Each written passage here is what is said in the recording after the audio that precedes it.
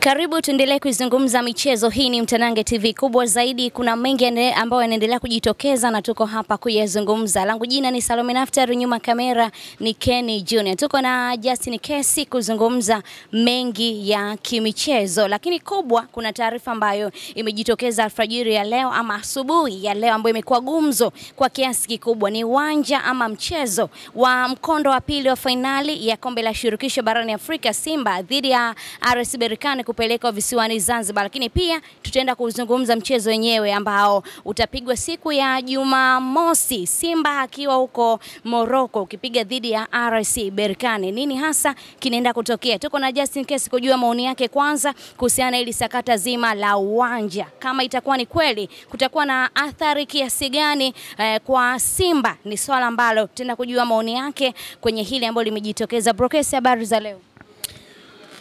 Namshukuru Mwenyezi Mungu. Yaani siku hizi mpaka uwanja nao ni taarifa, yani tetesi mara inchi bwana hii. So uko salama? Lakini kwanza salama. Salama, sijui wewe. Namshukuru Mungu. Pole na majukumu ya kazi. Namshukuru Mungu. Ulinitumia message sana, nimekuchunia kabisa. Amna, nilibanwa last week sana. Majukumu yalikuwa mengi sana ya uzinduzi wa ligi yetu ya kikapu mkoa wa Dar es Salaam. Sio kule mimi ni mkuu wa idara ya habari. Kwa kulikuwa na mambo mengi sana ya masoko kuhakikisha vitu vinaendaje. Kwa sio kwamba nimekuchunia. Nilikuwa wenyewe walikuwa wananibahatisha. Kuna mtu nifanya naye interview saa 10 jioni hapa. Okay. Kwa ratiba ilikuwa ngumu tu. Sawa, tuanze na hili ambalo limekuwa gumzo hivi sasa mtandaoni kuhusiana na finali mkondo wa pili wa shirikisho kupelekwa visiwani Zanzibar. Tayari tiketi zilikuwa zimeshaanza kuuzwa hapa, takriban tiketi 12,000 tayari zimeuzwa na mashabiki wana hamu ya kuishuhudia finali ikichezwa hapa kwa Mkapa. Lakini taarifa zinakuja kwamba barua imepelekwa Simba kwamba finali mkondo wa pili utapigwa visiwani Zanzibar. Kwamba wewe, hii taarifa tukianzia kwako, unadhani kama ni kweli, shida itakuwa ni wapi hasa? Uwanja umekuwa ukifanywa marekebisho mara kwa mara. Tunaamini ya kwamba ili jambo litakuwa kuwa limekamilika zamani na haya mambo kutokujitokeza. Morocco ni mdau namba 1 kiuchumi kwa CAF. Na nafasi hiyo alikuwa yupo Misri. Na Morocco ni moja kati ya mataifa yenye nguvu sana katika uchumi wa soka Afrika. Hizi mechi hazichezwi dakika 90 tu uwanjani au dakika 120. Hizi mechi huwa zinachezwa dakika nyingi sana nje ya uwanja. Mpaka kufika zinafaa kuchezwa. Uwanja wa Benjamin, marekebisho umekuwa unafanywa mara kwa mara. Na hata leo nilikuwa nimefuatilia video clips nyingi zinazotumwa na picture. Uwanja kama unaridhisha hivi. Ni mchezo wa siku moja tu. Kuhofia hali ya hewa, tuwe wa kweli.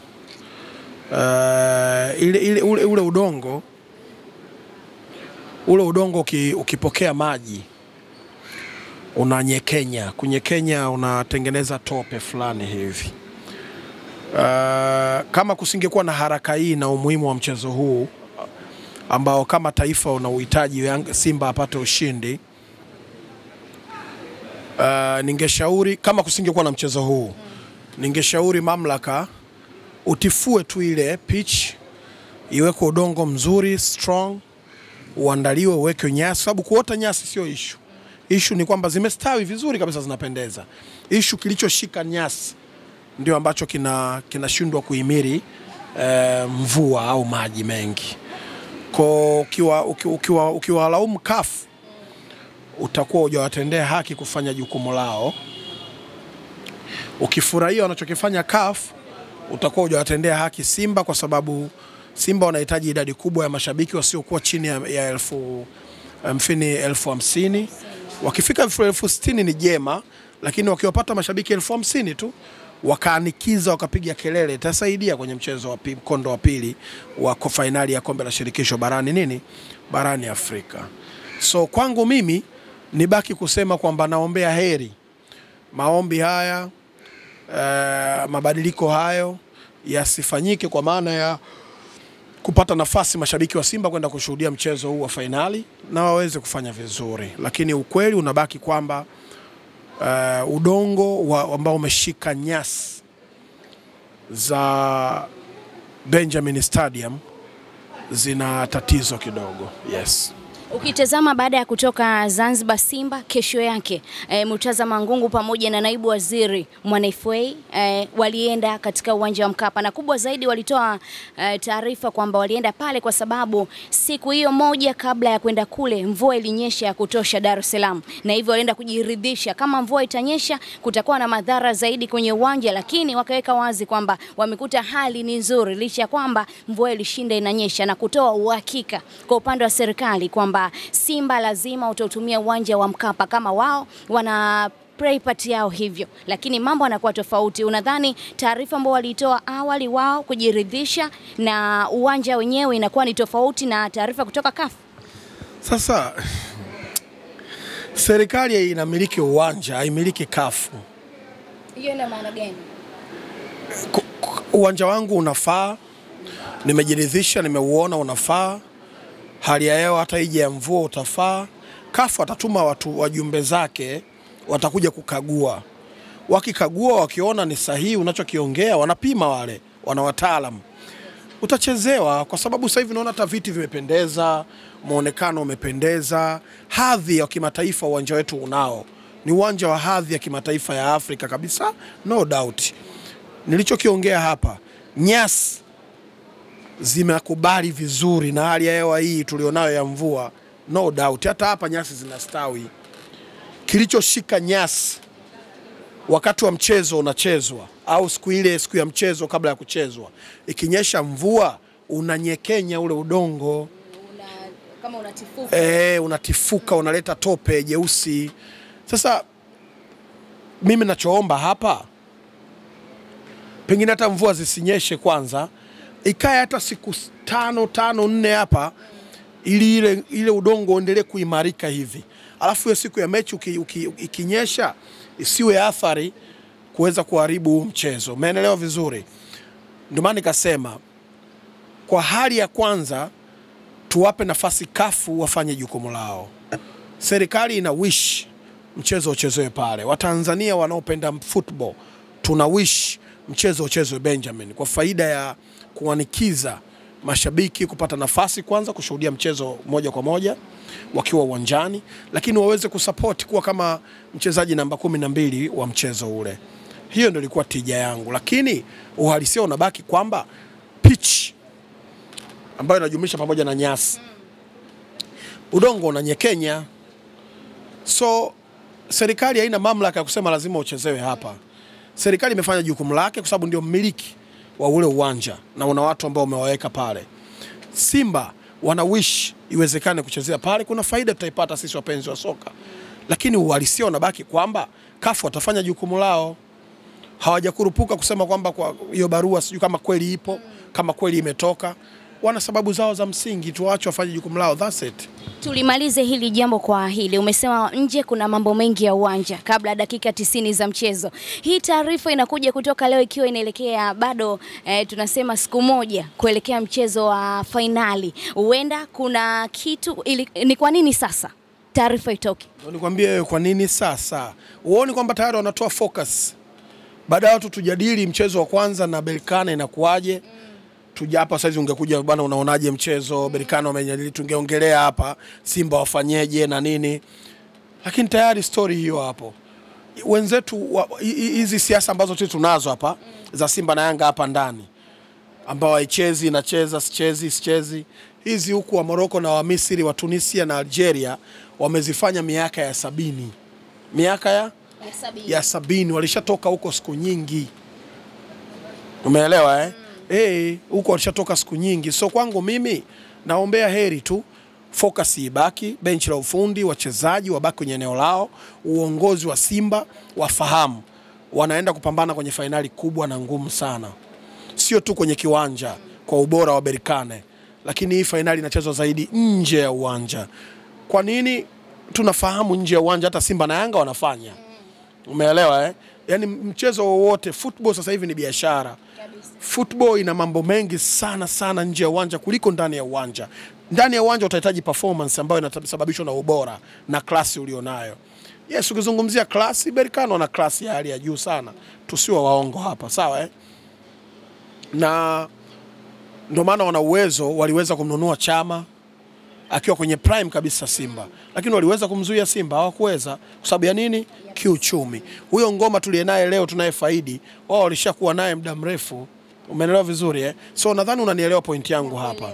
So na mimi naomba heri na ninaendelea kuomba heri la uwanja liweke pembeni, Simba, benchi la ufundi, Fadlu Davids, uongozi na wachezaji na wale mashabiki ambao wameweza kufika huko, wa focus kupambana kwanza mchezo huu, usiwe na athari yoyote kimatokeo.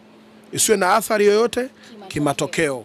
Mungu ajalie ushindi wa goli moja kwa Berkane ni neema kwa Simba. Simba akipata sare au suluhu ni jambo la heri mno zaidi. Simba akishinda ndio itakuwa tumeshamaliza mchezo wote. Hata sio tu Zanzibar, hata tukachezea Arusha hawezi kufanya chochote Berkane. Yes.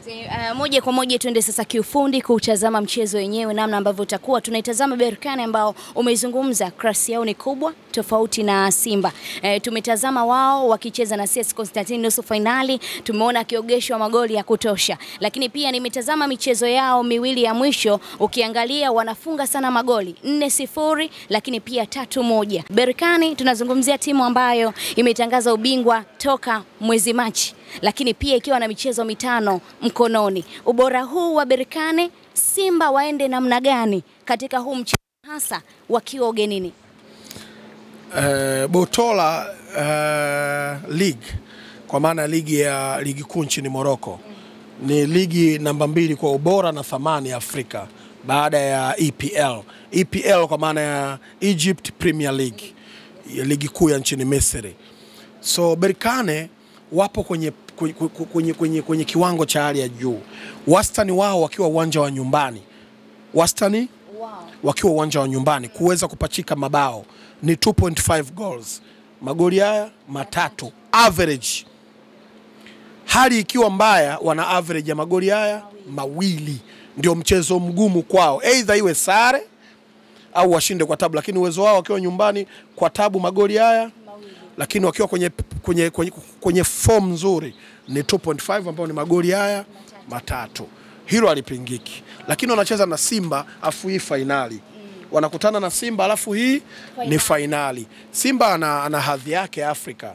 Simba ana uwezo wa kucheza michezo mikubwa hii. Kwetu heri ni hivi, Simba hata kama akipoteza mchezo wa kwanza, mkondo wa kwanza, isiwe tofauti ya goli zaidi ya 1. Yani 1-0, 2-1, 3-2. Umeona tofauti ya average ya goli hili? 1. Tena wakijitahidi wakipata goli la ugenini, itakuwa rahisi sana kuucheza huu mchezo. Lakini 2-0 au 3-1 sio nzuri sana. Kwa sababu tunafahamu pia intensity, uwezo wao, nidhamu ya kukaba wenzetu Afrika Kaskazini ni nzuri. Tunaongelea football hapa, kwa ambayo utakuwa umeumizwa na nachokiongea. Asante, lakini mimi ninachoongelea hapa ni mpira na uhalisia numbers. Kama unaweza kuconcede na timu kama Mashujaa, KMC, si nzuri sana ukubali kuconcede kwenye michuano kama hiyo. So mimi kwangu naamini Simba atafanikiwa kuwa na nidhamu ya hali ya juu. Cha kwanza nidhamu, cha pili nidhamu, cha tatu nidhamu. Nimeeleweka? Umeeleweka. Cha kwanza nidhamu, cha pili nidhamu, cha tatu nidhamu. Ili uwaheshimu kwao. Uwezi kupishana na Berkane. Wana shabaha, wana accuracy vibaya mno ya pasi na kufunga. Wastani wao wa kufunga ni hatari. Waheshimu, kubali kuwa mtumwa kidogo kabla zile dakika za kimichezo, dakika 15 mechi inavyoanza, dakika 15 kabla ya half time, dakika 15 baada ya half time, dakika 15 mechi inavyoisha. Hizo dakika 60 hizo cheza kwa nidhamu ya hali ya juu sana. Utawa frustrate. Ukiwa frustrate watakuwa na hasira. Wakipata hasira utatengeneza nafasi wewe ya kupiga counter attack kuwashtukiza. Wao wasubiri nyumbani kacheze hata tundatandaimba huko, unawafunga. Tulizungumzia eneo la ulinzi la Simba ambao umezungumzia masuala ya nidhamu. Michezo miwili kwenye ligi wameruhusu magoli. Kumekuwa kuna maswali ya watu wakijiuliza kuhusiana na Sheikh Malone Fondo kurudi, imekuwa ni kama yeye anafanya makosa ambayo yanapelekea Simba kuruhusu magoli. Shamo na Braza Kihamza wako pale. Pacha ipi ni nzuri ambayo inaweza kuwanufaisha Simba kwenye huu mchezo? Maana anaonekana kama Sheikh Malone Fondo kutoka amerejea bado hajawa utimamu mzuri. Wamemtaja namba 5 wao, mwingine anaitwa nani? Shamo Karabo. Shamo ndio namba 5 pekee Simba. Wale wengine wote namba 4. That's a problem. Naongea hii kila siku. Sio kama huwa mnasahau. Simba wana namba 4 mbili. Wana Sheikh Malone Fondo na Abdurazak Hamza. Waliweza kucheza pamoja lakini tulikuwa tunaona mistakes ambazo zinatokea. Sana. Shamo ni namba 5. Ila nadhani alivyokuja sijui ni performance, sijui form yake, sijui alipata majeraha, lakini yule ndio namba 5 Simba walie naye. Ana uwezo kucheza kati lakini kulia. Sheikh Malone Fondo amecheza na Eno Kinonga Baka. Sheikh Malone Fondo alikuwa anakaa kushoto kulia? Kushoto, namba 4. Umeelewa kwa yeye na Hamza wote ni namba 4. Hiyo ina maana gani sasa? Uwezi kuchezesha namba 4 mbili au namba 5 mbili. Ndio maana Bakari Nondo Mwamnyeto na Dickson Job wote ni namba 5, na ndio maana ameletwa Baka ilibidi step up kwa Nabi. Na ndio maana Baka atolewagi, wanabadilishana hao wawili, ni namba 5. Namba 4 ulimwenguni kwa anayeelewa mpira Paul Maldini, Nemanja Vidic, Calvario, hawa wanakaa huku kushoto. Anacheza kata na kaa kushoto. Banda, Mirosh. Umeelewa mjomjo Mirosh? Mirosh. Timu ya taifa. Kevin. Nani? Novatus Dismas wa timu ya taifa. Mguu wa kushoto, anakaa kati, anacheza huku. Hii ina maana kwamba tutaendelea kuyaona makosa kama tutamshuhudia Sheikh Malone Fondo pamoja na Abdurazak Hamza kwa namba zao pale 4 zote. Wajikaze. Wajikaze, lakini wale wote ni namba 4. Naongelea football. Kocha ananielewa hapa. Na mtu wa mdau wa mpira ananielewa. Lakini kwa mtu ambaye anaona kwamba hanielewi, it's okay, lakini naongelea football. Simba ina namba 4 wawili, ina namba 5 mmoja. La kwa sababu hao wawili wao wana performance nzuri, ndio maana wamekuwa wanacheza mara kwa mara, na utashi wa Fadlu kwa sababu ana uwezo wa kufundisha wachezaji wake kuwa na nidhamu, na fomu walionayo double pivot zao kwa maana ya Kagoma na Fabrice Ruamba Ngoma inawafanya hawa wawe imara, lakini sio proper. Na uhakika Simba wanatafuta namba 5 saa hii. Naeleweka? Simba wanatafuta namba 5 saa hii, na uhakika 5%. Ndio maana unaona, narudia tena, Yanga Baka afanyi sabu, wanafanywa sabu Dickson Job na nani na Bakari Nondo Mwamnyeto, na hao wote ni mwanaodha kwa sababu wanacheza namba 1 wote. Hapo umeeleweka. Lakini ukiachana na eneo la ulinzi, hilo eneo la ulinzi tumzungumzie Musa Kamara. Kumekuwa kuna matukio ya magoli ya kufungwa ya mbali ambayo yanakuwa yanatia wasiwasi watu wengi. Nini hasa Kamara arekebisha haya makosa? Ni Simba nzima wakipanga safu yao nzuri ya ulinzi. Hiyo mechi Kagoma alicheza? Yesu Kagoma. Hapana, hakucheza. Akishakuwa namba 6 yupo, ukipiga mbali kunatokea shida. Nakumbuka hata mechi ya Coastal Union na Simba 2-2 KMC. Simba alitangulia chuma 2, Coastal Union zote akachomoa, zote zipigwa nje. Kukiwa Kagoma hayupo pale vizuri, kunakuwa na shida ya kupiga mbali. Pinpin ni mchezaji wa 1v1 mzuri, lakini mbali nadhani kuna shida kidogo kwenye hilo. Nikifikiria hata free kick ambayo alipiga Chama ambaye alienda kuzaa goli ya Yanga, ipigwa mbali, ilikuwa natoka kaenda kule kajituma, ameleta ndani, Max kaileta ndani walete. So sidhani kama ni mzuri sana kwa mipira ya mbali. Kwangu mimi just in case, sina maana mbaya. So nadhani kwenye hilo kwa sababu coach bench la ufundi la Simba ni mahiri, watakuwa wamelifanyia kazi na kuweza kuzungumza naye, hasa hususan kwa kocha wa makipa. Eneo la ushambuliaji ambao ndio linahitajika kwa kiasi kikubwa, ukipata magoli inakuwa na faida sana kwa upande wao. Kuwe na umakini mkubwa sana. Kuwe na umakini mkubwa sana. Nafasi chache zitakazozipatikana hata moja itumike. Ndio maana kwangu nabakigi kusema kwamba Jan Chaze Ahoua ni hatari na sio machachari. Kwa sababu ndio mwenye namba kubwa zaidi kwenye ligi yetu, lakini kwa upande wa Simba amewaacha wenzie mbali sana. Magoli 3, assist 2 kombe la shirikisho katika michezo 10.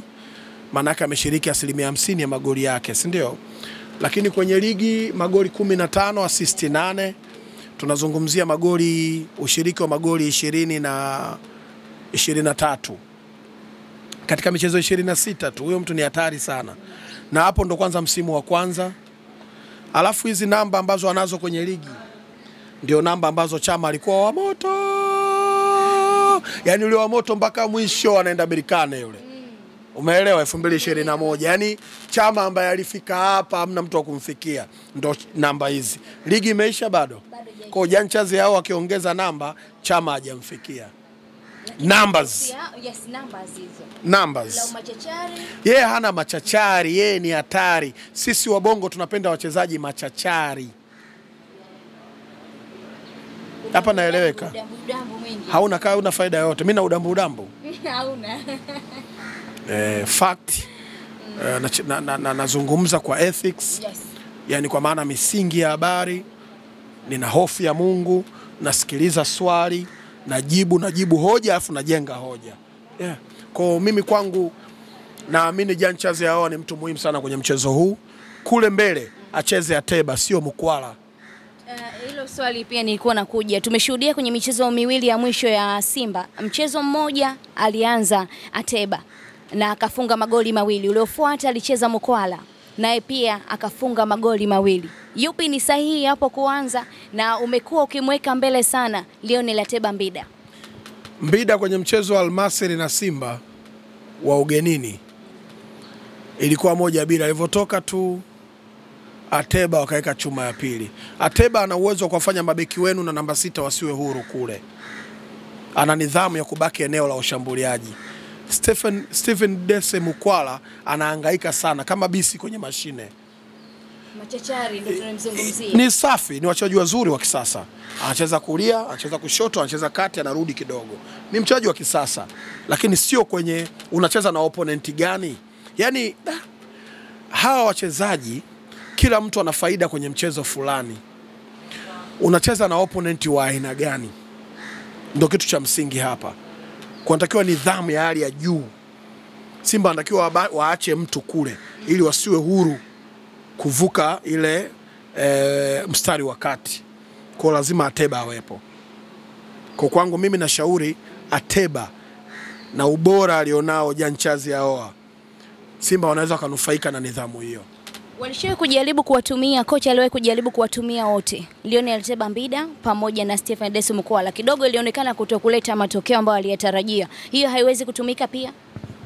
Haina mpango. Wanatakiwa wawe na midfields nyingi sana zenye tabia ya kuwa na nidhamu, hold the ball, pasi makini, sio za kupoteza, kuweza kudominate mpira yani wanapokuwa nao. Nimekwambia kuna dakika 60 ambazo Berkane watazitumia sana. Kwa 30 tu ndo zitakuwa za Simba wafanye kitu cha msingi. 15 za kwanza mechi inavyoanza, 15 kabla ya half time, 15 baada ya half time na 15 kabla ya mchezo kuisha. Hizo ni za Berkane. Kwa Simba akiweza kutumia zile 30 zake ugenini, wewe una nidhamu ya hali ya juu sana, unaweza kucheza mechi yoyote ile hapa duniani. Kitakachowavusha Simba ni nidhamu. Cha kwanza nidhamu, cha pili nidhamu, cha tatu nidhamu. Na matokeo ambayo yatakuwa na advantage kwa Simba kabla kuja kwenye mchezo wa marejeano umekwisha kusiwe na tofauti ya magoli mawili, yani 1-0, 2-1, 3-2, 4-3.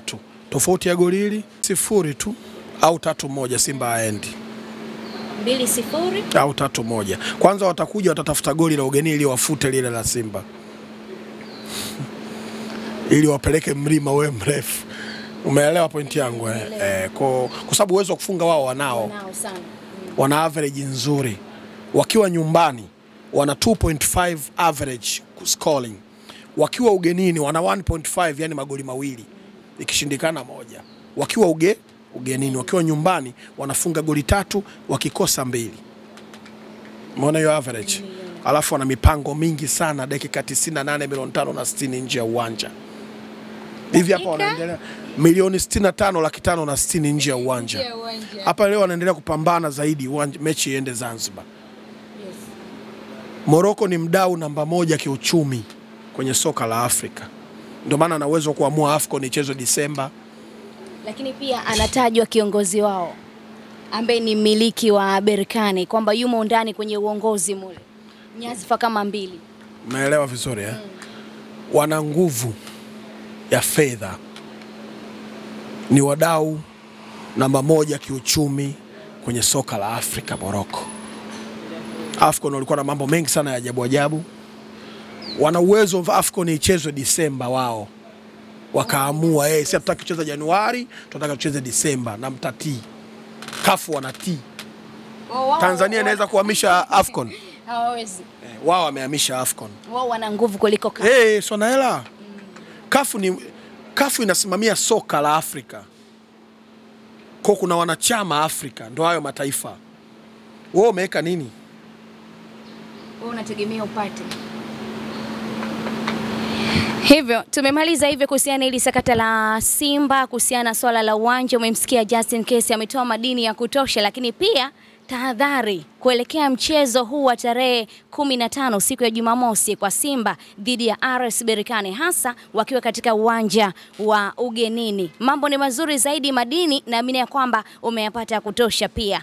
Maoni yako ni muhimu kwa hiki ambacho umeweza ukitazama, lakini pia tunafahamu ya kwamba uchambuzi uliotoka hapa ni uchambuzi makini, lakini pia ni uchambuzi bora kabisa ambao kama umeusikiliza utakuwa umeelewa nini hasa kimeweza kuzungumzwa.